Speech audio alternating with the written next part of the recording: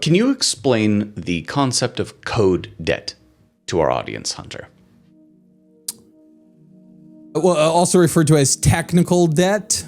Mm-hmm. But the idea, I guess there's a couple parts there. So when you're making a new system, you might take certain shortcuts where, because it's not necessarily going to be needed in this version, but if you, let's say, imagine we're going to build a house, but for now the house is only going to have one story. And so when we pour the foundation, because I got to hit a timeline and I got to hit a budget, there's costs involved, I might just set a foundation to support a single story house, even though everyone on the team agrees that, look, we know in 6 months we're going to have to put a second story, but don't worry, we're going to have way more money then. It's all going to be better. And we're going to come back and we're going to reinforce the foundation so that it can support the second story. But we do need a house 3 weeks from now. Correct.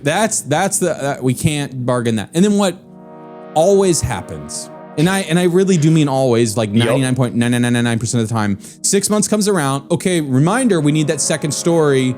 But again, you only have 3 weeks. And I know I remember there was something about the foundation, but we were going to hire some extra workers to help. You have to figure that out. Well, the budget doesn't allow for, not this quarter, maybe next quarter, but for now, second story. What we can do is get you an extra box of nails, so maybe double nail everything for the second story so that it feels kind of sturdy. But also, we're thinking next year there's going to be a third story, and then if it's a next year project, don't worry, we'll come back and at that point, you're going to get to redo the whole thing, and we'll lay a proper, you have my word, we'll lay a proper foundation. So that's one part of technical debt, and then that's probably the most common. And then the other one would be, there are just issues in the code that should be addressed, but because they aren't immediately customer impacting, you don't fix them. And these issues often negatively impact, if they're not customer facing, they must be internally facing. So they are negatively impacting internally, whether that's the engineers building the system or people at the company working on it. Support folks, that kind of thing. It's your internal dashboards where like, oh shoot, this button doesn't work right, but I do have a workaround. Right. And so you ignore these things and they compound. And they compound and they compound and they compound.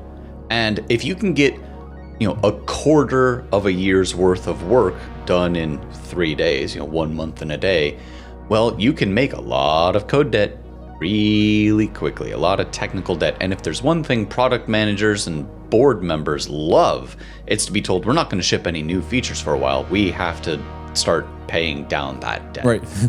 Boy, do they hate that. You'll see this, even Apple does this. They say, look, the next major release of iOS, the operating system that runs on iPhones, it's going to really just be about performance. That's what they tend to say. But what that means is they've built up so much technical debt that internally they are very uncomfortable with focusing on new features until they spend what is literally a year paying down the technical debt, making sure they have a solid foundation. So, okay, but shouldn't the AI solve this problem?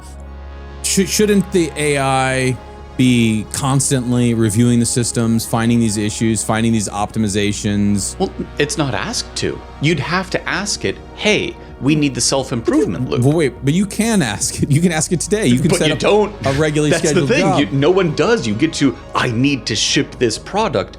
Out the door, on to the next thing. But you're right. If you were to have like, I don't know, for example, a machine learning model where you say, here come in the predictions, use the big thing to look at a set of them and then use that to kind of self-improve. Or we've talked about like robotics and chemistry a little bit. If you were to have like a lab with a robot arm or something, and you were to say, look, run all the tests that you need to figure it out, and then instead of using the large language model with vision, use what you learned to train some smaller, more efficient models. If only someone did something like that, yes, that would be that much more efficient future where you do the big thing and then you kind of compact it down and make it work faster. But no one's doing that, right?